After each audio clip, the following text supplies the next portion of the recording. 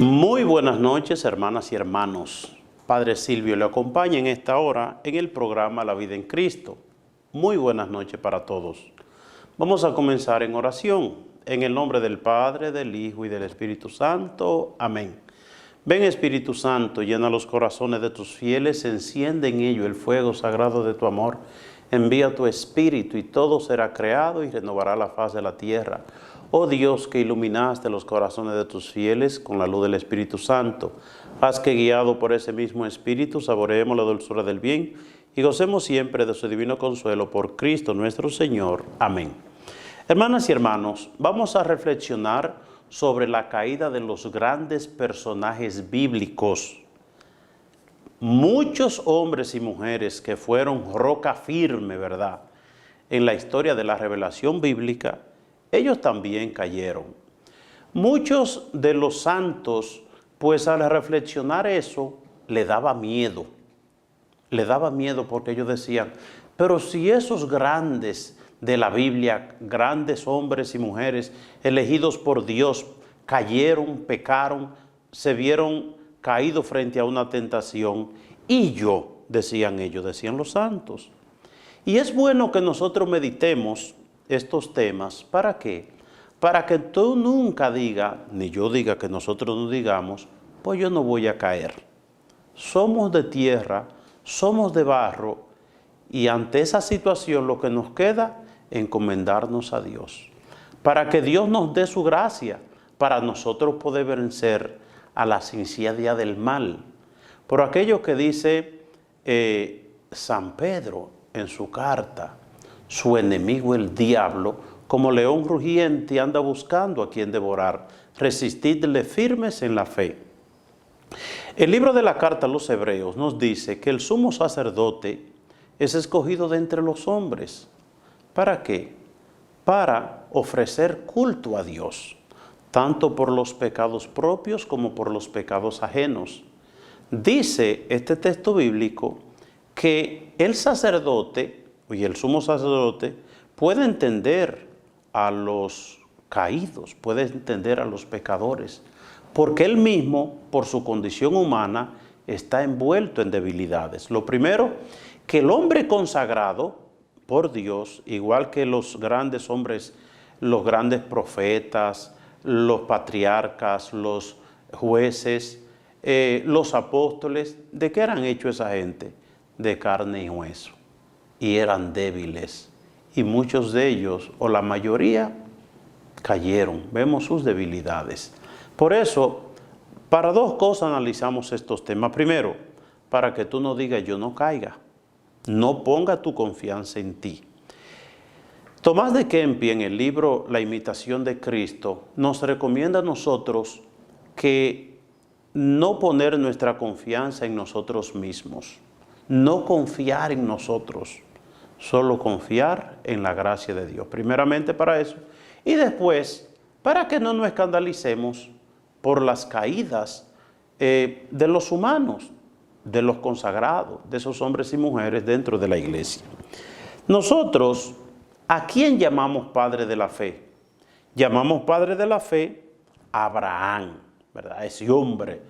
Recordemos que Dios se le presentó en la Santísima Trinidad, Él le dio albergue, le dio comida. Bueno, y Abraham, Dios hace un pacto a través de Abraham. Ustedes serán mi pueblo y yo seré su Dios. Bueno, la relación de Abraham con Dios, una relación bonita, te bendeciré, dice Dios. Pero ese Abraham no se vio libre de caídas, de debilidades, de tentaciones. Miremos un episodio de la vida de Abraham que es interesante y curioso. En el capítulo 16 del libro del Génesis vemos una situación. Abraham es viejo, Sara es vieja y encima de vieja es estéril, y Dios le había hecho la promesa de un hijo. Entonces, reflexionando, Sara, la mujer de Abraham, dice, pero yo soy vieja y yo soy estéril. Mira, Abraham, para que te acuestes con la esclava, ¿verdad? Con la sirvienta de la casa. Ay, pues a Abraham le gustó la idea. Y Abraham se acostó con la esclava, con la sirvienta, y tuvo una hija. Y tuvo un hijo, ¿verdad? Ismael. Se llamaba Agar, la esclava, ¿verdad? Y entonces, ¿y cómo yo llamo padre de la fe a un hombre que se acostó con la sirvienta, que se acostó con la esclava y tuvo un hijo con ella? Sí, así son las cosas de Dios. Y quizá esos hombres y mujeres cayeron o Dios le permitió caer, para que nosotros cuando veamos la caída de otro no nos escandalicemos y cuando caigamos nosotros no nos desanimemos, sino que nos levantemos y sigamos caminando. Entonces, y otro caso curioso de Abraham es que cuando la esclava, oigan bien, la esclava tuvo el hijo con Abraham, entonces se burlaba de Sara, ¿verdad? Como yo tuve un hijo de Abraham y tú una vieja que es estéril, no puede, ¿verdad? Hasta que ahí se armó la trifurca, se armó la pelea y ya ustedes saben. Termina con Sara sacando a Agar, la esclava, de su casa, porque entonces la esclava se burlaba de Sara, ¿verdad? Se reía de ella, le hacía, como decían hoy, le hacían bullying. El primer caso entonces que tratamos, Abraham, el padre de la fe, teniendo esposa, se acuesta con su sirvienta, con su esclava y contrae un hijo. Vamos a otro tema, otro personaje bíblico, ¿verdad? Que fue a quien Dios escogió, oigan bien, Dios escogió cuando iba a mandar el diluvio para que hiciera el arca, para que no se perdiera todo, para que algo quedara, ¿verdad? Dios llama y hace un pacto con Noé. Noé, mira, va a caer un diluvio porque ya tanto pecado no se soporta, tú vas a construir una barca o un arca, tú te vas a salvar tú, tu familia, tú el que quiera, los animales también, etcétera, etcétera. Ese hombre que habló con Dios, habló directamente con Dios. Y oigan lo que leemos en el capítulo 9, versículo 20. Oigan lo que leemos. Noé comenzó a trabajar la tierra y plantó una viña, es decir, donde se produce uva. Y con la uva, ¿qué se hace? Vino. Pues este hombre comenzó a sembrar uva, hizo un viñedo, empezó a producir vino y empezó a beber vino. ¿Y qué pasó? Versículo 21. Capítulo 9, versículo 21 del libro del Génesis. Dice, Noé empezó a beber vino y se embriagó y quedó tendido sin ropa en medio de su tienda.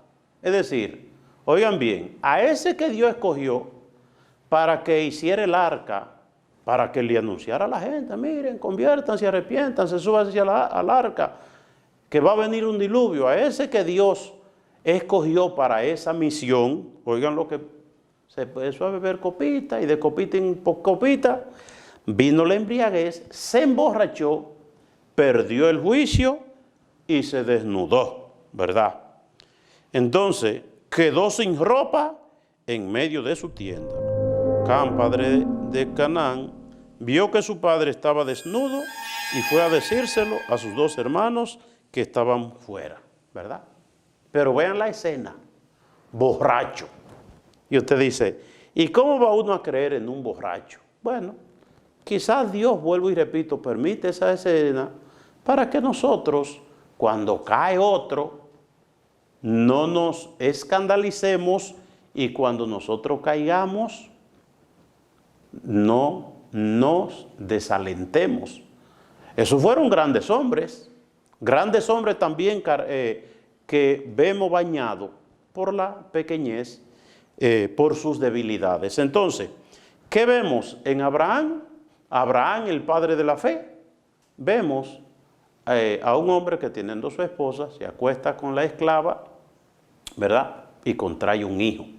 Bueno, ahí se desató el problema y las situaciones, pero eso no quita o no deja de ser una realidad. Ese Abraham, padre de la fe.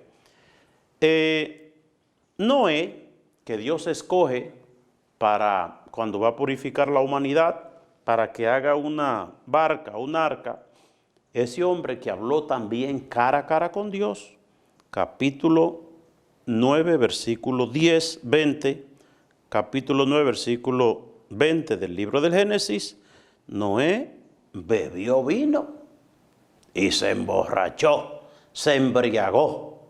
Y se embriagó de manera tal que perdió el juicio. Y perdió el juicio y se desnudó, y desnudito, ahí está tirado el hombre. ¿Verdad? Como un borracho cualquiera. Un hombre escogido por Dios. Vamos a ver. Hay un episodio interesante en la vida de aquel que es Jacob, que Dios le va a cambiar el nombre por una gran misión, padre de muchedumbre, Jacob, ¿verdad? Que le cambia el nombre por Israel, quien nosotros llamamos Israel. Era hijo de ¿quién? Era hijo de Isaac. Isaac era hijo de ¿quién? De Abraham. Pues, ¿qué le pasó? ¿Cómo fue la vida de este hombre? ¿Qué pasó? Que él no era el mayor de hijos de Isaac. Eran dos hermanos, Esaú y Jacob. Y entonces ya Isaac, siendo viejito, ¿a quién le tocaba la bendición y todas las cosas materiales del padre? Le tocaba al primogénito, al varón mayor. Pero Rebeca, la mamá de él, la mujer de Isaac y madre de Jacob, pues quería al más pequeño y lo añoñaba. Y entonces Rebeca empezó a decirle el día que Isaac va a bendecir a Esaú, que era el mayor, le tocaba todo, le dice ella, mira, anda, engaña a tu padre y hazte pasar por el mayor para que te dé todo lo que hay y te dé la bendición.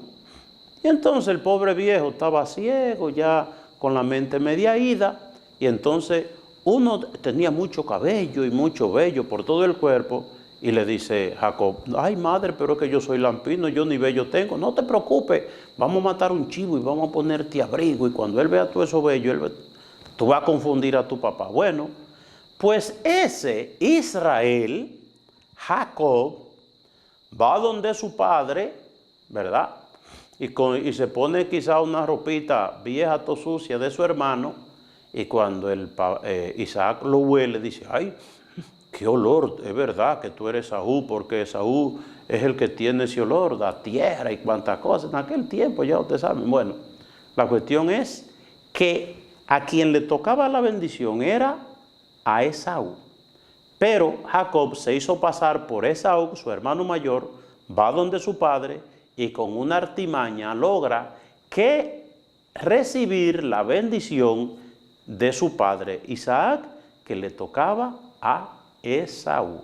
Oigan bien, ese Israel, Jacob, por Jacob tu enviado, por Jacob tu escogido, a quien nombraste padre primogénito de cuantas cosas, etcétera, etcétera.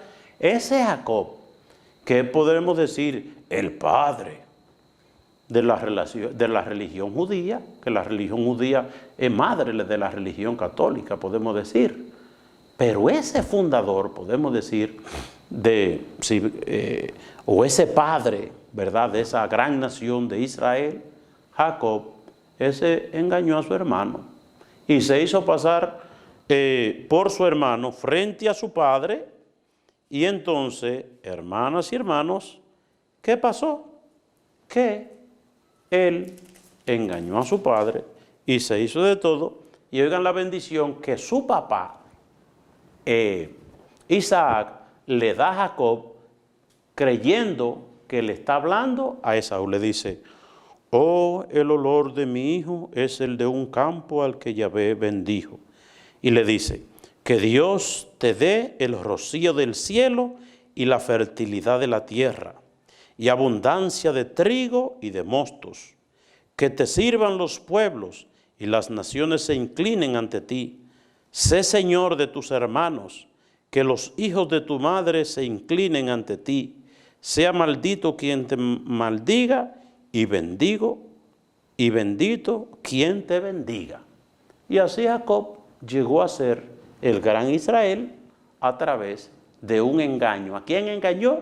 A su propio padre, haciéndose pasar, ¿por quién? Por su hermano Esaú.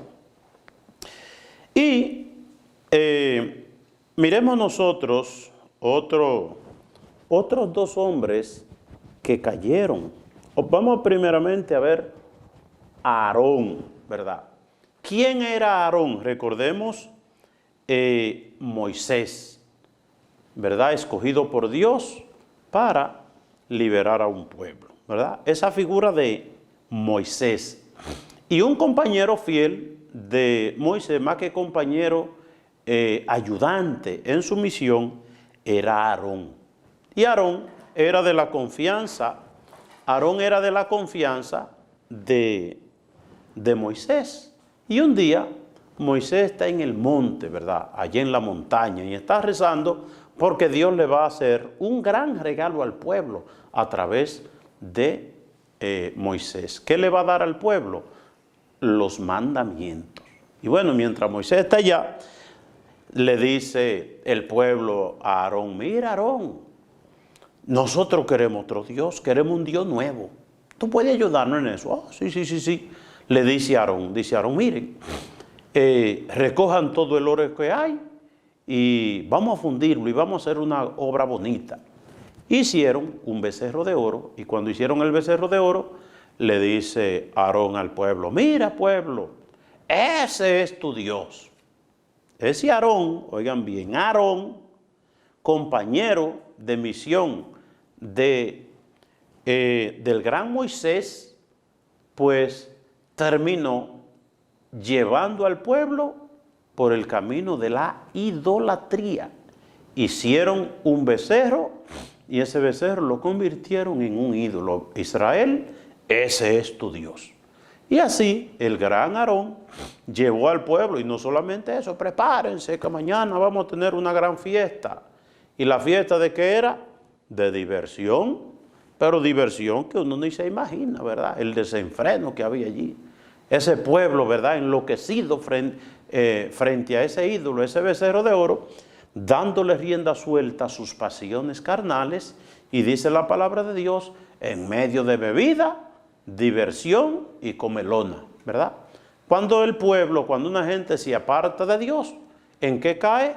En las diversiones mundanas, en las comelonas y en la bebedera, que terminan en borrachera. Bueno, pues Aarón llevó al pueblo de Israel por ese camino mientras Moisés estaba orando en el pueblo. Eso lo vemos nosotros en el capítulo 32 del libro del Éxodo. Pero en el libro de los Números también vemos nosotros ese gran Moisés, ¿verdad? Caminando, ¿verdad?, en medio de la zarza ardiente sin quemarse. Ese hombre que Dios hace un pacto a través de él. Ese hombre que en medio de tantas situaciones se presenta ante el faraón para que el faraón libere al pueblo. Y dice el capítulo 20 que cuando el pueblo protestó, que llegaron a un desierto por allá, cuando el pueblo protestó, entonces Dios, y se queja, entonces va Moisés con Aarón a orarle a Dios. Mira, Dios, este pueblo. Y entonces Dios le dice: mira, pues toca la roca y saldrá agua. Toca la roca. Entonces va Moisés y ahí viene el pueblo, y enfrente del pueblo Moisés golpea la roca, no una vez como le había dicho Dios, sino 2 veces. ¿Y qué descubrió Dios? Que Moisés dudó. Moisés, que había visto tantos signos y prodigios obrados por Dios, terminó dudando de Dios. Y resulta que a Dios no se engaña. Dios inmediatamente detecta ese pecado de duda cuando uno duda de Dios, de su misericordia, de su poder, de su amor, de su ternura, de su acompañamiento, ¿verdad? Cuando uno duda, Dios lo sabe y Dios lo detecta. Y Dios descubrió esa duda en ese gran siervo escogido por él, el gran Moisés y le dice, bueno, Moisés, hasta tú dudaste, ¿eh? Pues mira, por tu dudar, te va a pasar algo. ¿Tú sabes qué te va a pasar? Que tú no verás la tierra prometida. Tú la verás de lejos, pero tú no entrarás. Tú no entrarás por haber dudado, ¿verdad?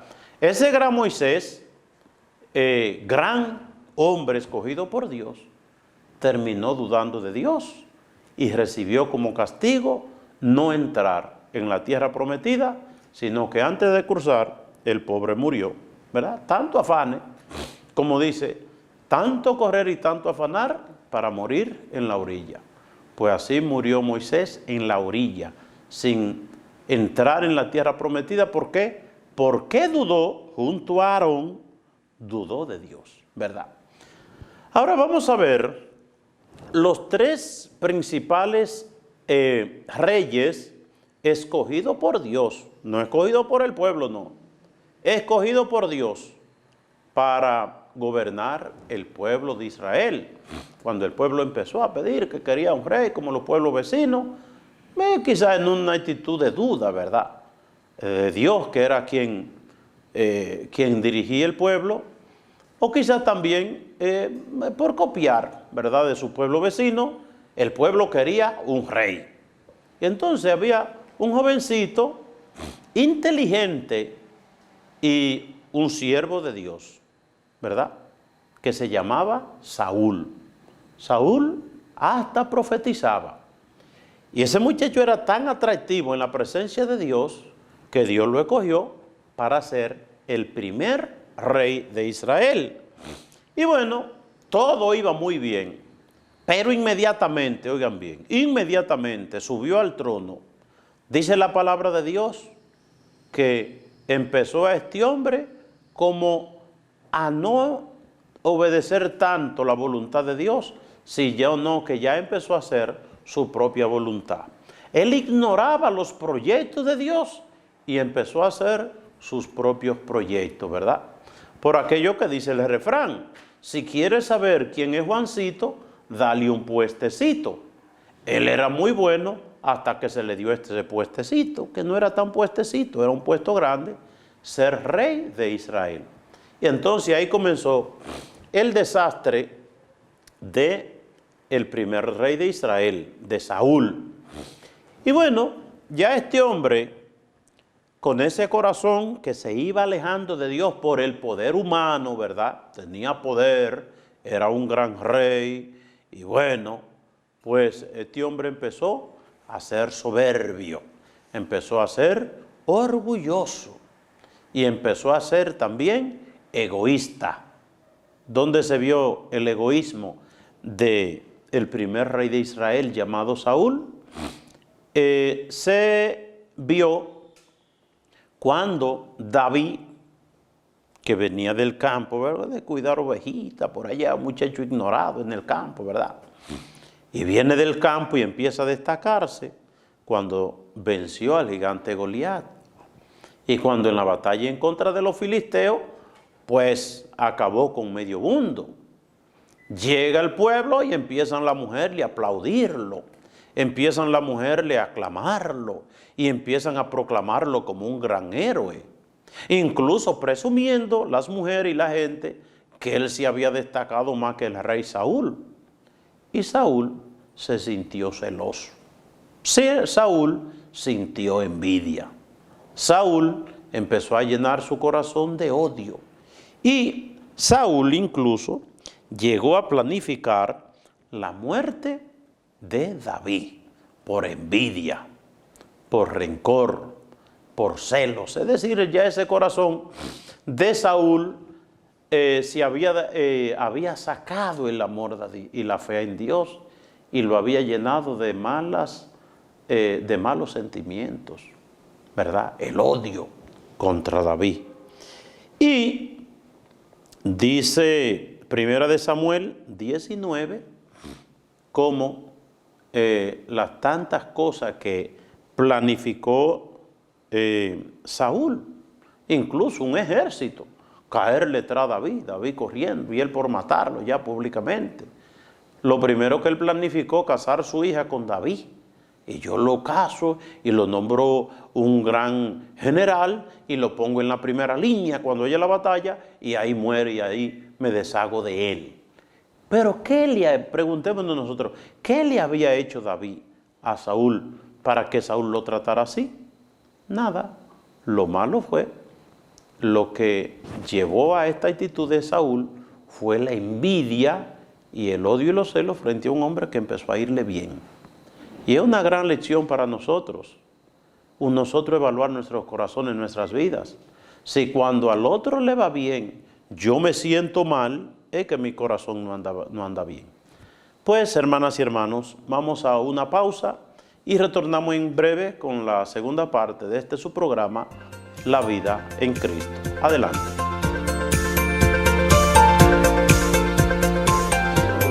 Bien, hermanas y hermanos, aquí de retorno en la segunda parte del programa La Vida en Cristo. ¿Qué estamos viendo? La tentación y la caída de grandes hombres bíblicos, ¿verdad? Dios permitió que estos hombres, padres de la fe, grandes profetas, grandes reyes, cayeran. Dios lo permitió para darnos una lección a nosotros. Dos sentimientos sobre todo en este programa. Primero, que viendo la caída de estos hombres, ¿qué nos lleva a nosotros? No escandalizarnos cuando los hombres de Dios caen, pero tampoco desencantarnos nosotros ni darnos por vencida cuando nosotros caemos. ¿Por qué? Porque lo más grande es encomendarnos a la misericordia de Dios, lo que debemos hacer. Entonces, veíamos el caso de Abraham. Abraham, el padre de la fe, tiene un hijo con la esclava, con Agar. Noé, ¿cómo lo vemos nosotros? Capítulo 9, versículo 20, hizo un viñedo, sembró uvas, de ahí hizo vino, y de copita en copita se emborrachó, perdió el juicio, y lo encuentran los hijos tirados, borrachos y desnudos, ¿verdad?, en medio de su tienda. Vemos a Rebeca, que impulsa a su hijo Jacob a que le robe la bendición a su hermano Esaú de su papá Isaac, ¿verdad? Y ese que llevamos nosotros, Israel, Jacob, del gran Jacob, por Jacob tu consagrado, etcétera, etcétera. Ese gran Israel, padre de las 12 tribus, ¿verdad? El gran padre de ese pueblo de Israel, lo vemos nosotros robándole la bendición a su hermano, haciéndose pasar por Esaú frente a su papá Isaac. También vemos nosotros a Aarón, ¿verdad?, compañero de misión a Moisés, y cuando Moisés está orando, ¿qué hace Aarón? El pueblo pide un Dios. Hagamos un becerro de oro, y después que el becerro está hecho, Israel, este es tu Dios. Y él mismo, mañana vamos a tener una gran fiesta, y de mucha diversión, de mucha comida, dándole rienda suelta a los deseos de la carne, y la gente bebiendo y emborrachándose. A ese estado de idolatría, el gran Aarón llevó al pueblo de Israel. Pero también cuando el pueblo de Israel protesta contra Dios porque no hay agua, Dios le dice a Moisés, delante del pueblo toca el cayado, toca la roca. Con tu cayado, con tu vara, con tu bastón, toca la roca. Y él le dio 2 veces a la roca, en una actitud de duda, ¿verdad? Como con una no hay. Y Dios descubre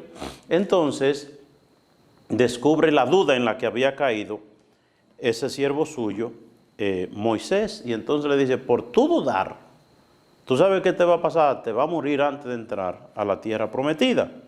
Vemos nosotros Saúl, primer rey de Israel, ensañado, ¿verdad?, con un odio, con unos celos, con una envidia en contra de David, quiso matarlo, terminó mal.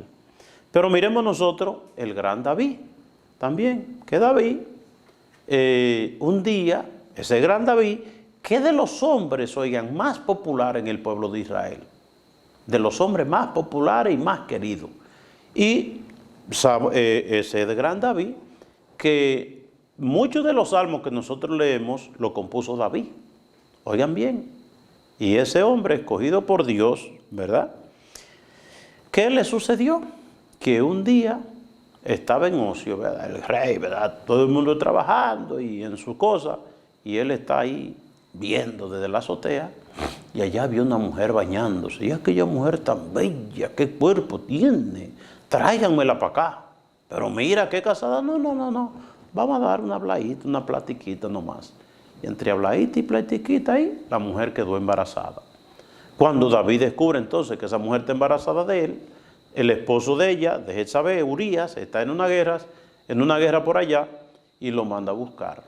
Y entonces, y bueno, busca la artimaña para tapar el caso, pero lo último que hace, que manda a matar a Urías. Mira, cuando la guerra esté en su buena, ponlo adelante a Urías para que muera y esto no llegue a saberse. Y le hace llegar la noticia a David de que Urías murió. Ay, gracias a Dios murió Urías, ya esto no se va a saber. Pero el profeta Natán le hace, ¿verdad?, saber a David que para Dios no hay nada oculto, que Dios todo lo sabe. Y le hace descubrir su pecado y entonces se convierte. Pero ese David, cuyos salmos nosotros leemos en las horas del día, en la liturgia de las horas, esos salmos, 150 salmos que hay en la Biblia, muchos de esos salmos fueron escritos por ese gran hombre. Y ese gran hombre, que es grande en el pueblo de Israel, respetado y admirado y popular, tenido con un hombre santo, ese hombre cayó con una mujer ajena y pecó también subsiguientemente de homicidio. Pero veamos nosotros también, tercer rey de Israel. ¿Cuál fue el tercer rey de Israel? El hijo de David, Salomón. Primeramente, podemos ver la historia de David en el segundo libro de Samuel, versículo 11. La historia de Saúl, primera de Samuel, versículo 19. Entonces, y vemos nosotros la historia de Salomón, el gran Salomón. Un hombre grande, muy grande Salomón. Salomón, tú que vas a ser rey, pide lo que quieras. Dame sabiduría para gobernar este pueblo, para yo tener el discernimiento de lo bueno y de lo malo. Sin tu sabiduría, sin esa sabiduría de lo alto, yo no puedo hacer algo. Ay, Salomón, qué sabio eres. Lo has pedido todo, en la sabiduría está todo. Te daré sabiduría y todo lo que pida, ¿verdad? Y Salomón, en respuesta a esa actitud generosa de Dios que le dio sabiduría, Salomón dedica 7 años de su vida para construir el gran templo de Israel, el gran templo de Jerusalén dedicado a Dios, enchapado en oro, con tantas cosas. Es decir, había que ser un hombre que amaba a Dios, que amara a Dios para hacerle esa gran obra. ¿Y qué resulta? Que Salomón caminó muy bien caminó Salomón en su juventud, pero de viejo cometió un gran error. Primero, Salomón llegó a tener más de 1000 mujeres. Dice que las reinas que tenía, las esposas, eran alrededor de 700 y amantes eran 300 mujeres, ¿verdad? Y ya ese corazoncito de Salomón repartido entre esas mujeres, a Dios no le quedaba nada, pero el problema fundamental de Salomón no fue tener 1000 mujeres, sino que Dios le había dicho, mira, no te pongas con amores, no te entres en amoríos, no entres en relación con mujeres paganas, porque las mujeres entonces tuercen tu corazón. Así fue. Salomón desobedeció a Dios y llegó a tener mujeres amonitas, moabitas, mujeres de aquí, mujeres de allá, mujeres de todas partes, mujeres paganas.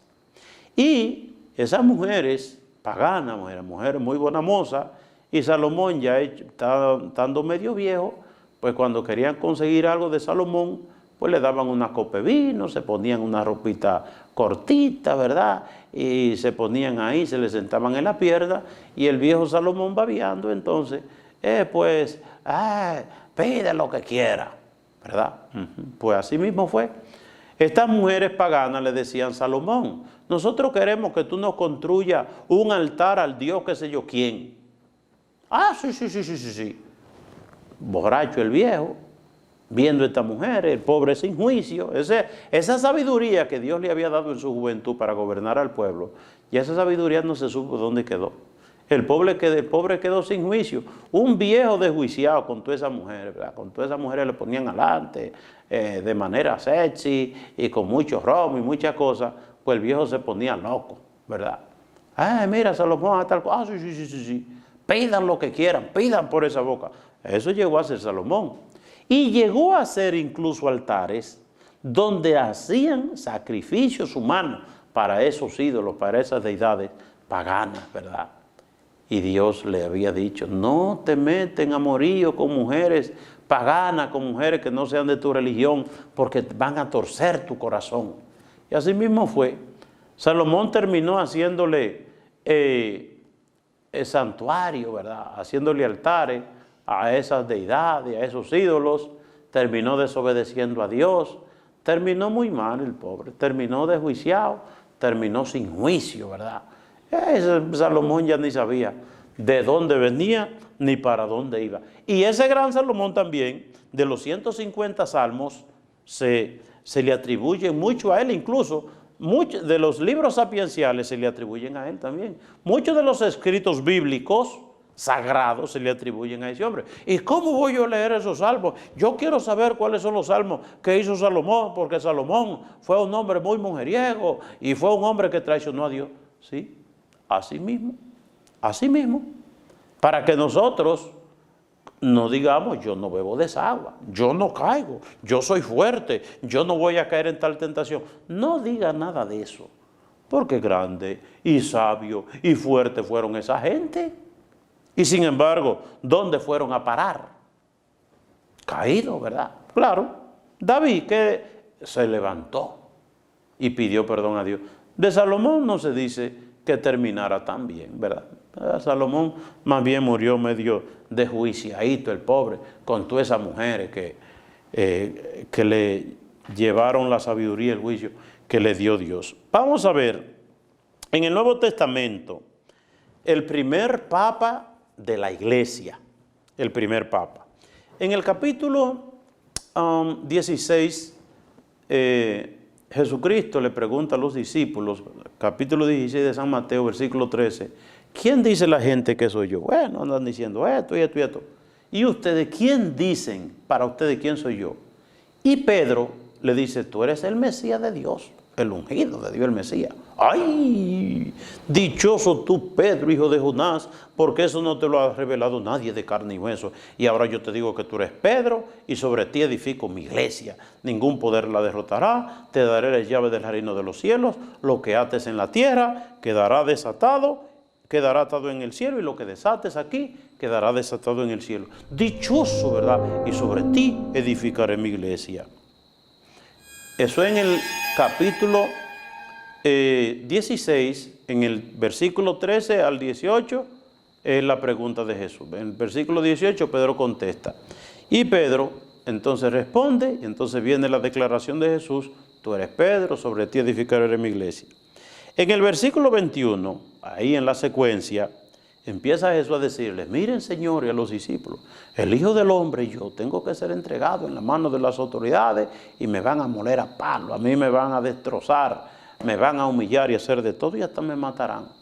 Y Pedro: ay, eso yo, mira, conmigo a ti no te va a pasar eso.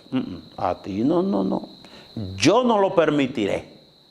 Y cuando Jesús ve que Pedro, ese que él le había dicho: dichoso tú y sobre ti edificaré mi iglesia, le dice: Pedro, tú quieres obstruir el plan de Dios, tú quieres impedir el plan de Dios. De tal manera le dice: apártate de mí, porque tú eres el mismo diablo, tú eres Satanás. Es decir, ya ustedes saben, el primer papa de la iglesia, le dice Jesús: apártate de mi vista, Satanás, porque cayó en la tentación de querer impedir el sufrimiento en Jesús, cuando el sufrimiento de Jesús iba a ser el camino que nos daría la salvación. Pero vemos también a Pedro en Juan 18, 17, que niega 3 veces a Jesús. El primer papa, oigan bien, el primero, ese que le había dicho, mira Jesús, yo te daré la vida por ti, yo nunca te negaré, yo nunca te dejaré solo. Y en el capítulo 16, en el capítulo 18 de San Juan, versículo 17, vemos a ese Pedro que niega 3 veces a Jesús. 3 veces lo negó. Y sin embargo, Jesús, después capítulo 21, 15 y siguiente del Evangelio de Juan, aún así con esas caídas, Pedro me ama así, pues apacienta mis corderos. Pedro me ama así, pues apacienta mis ovejas. Pedro me ama así, pues apacienta mis ovejas. Es decir, lo confirma como el primero entre los apóstoles.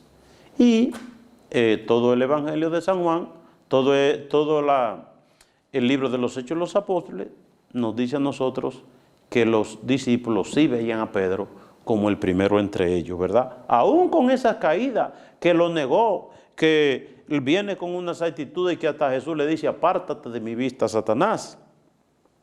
Entonces, nosotros vemos en el Evangelio, oigan bien, en el Evangelio, ¿cuántos libros hay que se le atribuyen a San Juan el Evangelista? Por lo menos 5 libros. Está el Evangelio de San Juan, está el libro del Apocalipsis y están las 3 cartas de San Juan. De los 27 libros del Nuevo Testamento hay 5 que se le atribuyen a San Juan. San Juan el Evangelista, ¿verdad? Hay que distinguir bien entre San Juan el Evangelista y Juan el Bautista, que lo decapitaron. Ese es el otro, ¿verdad? Este muere ya viejito. Pero este es Juan, que nosotros vemos tan tierno y tan santo y tan elevado. ¿Cuáles elementos vemos nosotros en este hombre? Bueno, un día venía Jesús con los discípulos y atravesaba Samaria, que está en el centro de Israel entre Jerusalén y la Galilea. Entonces, van pasando por ahí y le dicen, ay, denle unos alojamientos, ya es de noche, queremos dormir aquí. No. Ustedes no pueden dormir aquí. A gente que va para Jerusalén nosotros no le damos alojamiento. Dicen la gente de Samaria. Y ante estas palabras Santiago y Juan le dicen, mira Jesús, tú quieres que nosotros mandemos bajar fuego del cielo para que queme a este pueblito con todo y queme toda esta gente tan bárbara que nos niegan alojamiento. Y entonces ya Jesús, ante este lenguaje, ¿verdad?, de este Juan y de su hermano Santiago, tiene, mire mis hijos, bájense. ¿Y qué soberbia es esa? ¿Y qué poder es de ustedes? Juan y Santiago habían visto que Jesús hacía milagros y dice, bueno, nosotros estamos bien repardados con este hombre que hace milagros y hasta resucita muertos y multiplica los panes y camina sobre el agua y hasta los elementos de la naturaleza le obedecen. Por tanto, vamos a bajar fuego del cielo. Oigan qué expresión de ese hombre que escribió, porque se le atribuyen 5 libros en la Biblia, esa actitud con su hermano Santiago. Pero también en el capítulo 9 de San Lucas, versículos 54 y siguiente, se le acerca a Juan junto con Santiago a Jesús. Mira Jesús, te queremos decirte algo, pedirte algo muy importante. ¿Y qué quieren? Que cuando tú estés en tu reino, es decir, cuando tú seas presidente, cuando tú seas rey de Israel, nosotros queremos que tú nos sientes a nosotros, uno a tu derecha y otro a tu izquierda. Oigan lo que piden ellos, primeros puestos. Y esta actitud de Juan y Santiago dividió el grupo. Por un lado están ellos dos pidiendo esos primeros puestos y por otro lado están los otros 10 que al oír esto, pues se indignan. Y viene la contradicción y viene la discusión y para que no hubiera puños, palos y peleas, tuvo Jesús que meterse y darle una lección. Miren, en las naciones, los presidentes y los diputados y cuantas cosas buscan puestos y poder y tiranía y esas cosas. No, así entre ustedes, el que quiera ser más grande, que se haga el servidor de todo. Pero esa lección tuvo Jesús que dársela a Santiago y a Juan también, los discípulos. Pensemos nosotros también lo que sucede con Judas, ¿verdad? Judas, que con toda su buena voluntad empieza a seguir a Jesús y entonces llega un momento como él había visto muchos milagros, muchas obras grandes, él fue testigo de la resurrección de Lázaro, de la pesca milagrosa, la multiplicación de los panes, ¿verdad? Y un día, él oyendo que los judíos andaban detrás de Jesús y como que se le hacía difícil, como le dijo, pues miren, yo le voy a arreglar el camino, ustedes, si ustedes quieren, yo le entrego a Jesús. Díganme una cosa, dice, ¿cuánto ustedes me dan? ¿Qué cantidad de dinero ustedes me dan para yo entregarle a Jesús? Oigan la pregunta, qué preguntita más sencillita. ¿Cuánto me dan para yo entregarle a Jesús? Eso lo leemos en Marcos, en Mateo 26:14. ¿Cuánto me dan? Te vamos a dar 30 monedas de plata. ¡Ay, eso es mucho dinero! ¡Ay, qué bien voy yo a estar! Yo voy a estar en la gloria con todo ese dinero. Oigan, se le metió la ambición a este hombre, a este seguidor de Jesús, a este apóstol, a este que Jesús, junto con los otros, pensaba mandarlo al mundo entero a predicar el evangelio. Y sin embargo, trunca esa carrera tan brillante, esa visión que Jesús tenía de él, cuando por dinero vendió a Jesús. Y vemos en Mateo 26:42 que Judas entrega a Jesús. Judas, con un beso, entrega a Jesús y le dice a Jesús, pero Judas, así entrega al Hijo del Hombre. De tal manera, hermanas y hermanos, que cuánta gente más cae, ¿verdad?, de esos grandes hombres que nosotros lo vemos como gente santa, y verdad, son santos. Son santos que cayeron. Son santos que la tentación le dio duro. Son santos, ¿verdad? Excepto algunos, por ejemplo, Judas Iscariote, que ya ustedes saben, se terminó muy mal. Y quizás algunos otros, pero la mayoría se arrepintieron. Y Jesús, cuando a esos que se arrepintieron lo acogió, Dios los perdonó. Es decir, hay un solo pecado que Dios no puede perdonar. Y es el pecado que nosotros nos reconocemos, el pecado del cual no nos arrepentimos. De tal manera, hermanas y hermanos, que miremos nosotros la iglesia en la cual estamos viviendo y se dan tantas realidades. Se dan tantas realidades. La debilidad humana. La debilidad humana ligada con la tentación, esa con la que nos tienta el diablo, que conoce que somos de carne y hueso, que conoce que somos débiles, ¿verdad? Pensemos nosotros esa insidia del demonio desde Adán y Eva. El diablo muy astuto, ¿verdad? Muy astuto, muy inteligente para hacer caer a nuestros primeros padres. ¿Qué hace? Establece una conversacioncita y, ¿verdad?, y se va metiendo poco a poco hasta que lo derriba y lo hace caer. Ahora, dentro de toda esa pléyade de hombres y mujeres bíblicos, hay una que no cayó. La Santísima Virgen María, que le dice el ángel, eres llena de gracia, la única llena de gracia. Dios la preservó del pecado original y le dio la gracia de perseverar en gracia, ¿verdad? El diablo pensó que porque así en estado de gracia fue creada Eva, y en estado de gracia fue también la Virgen María preservada del pecado original.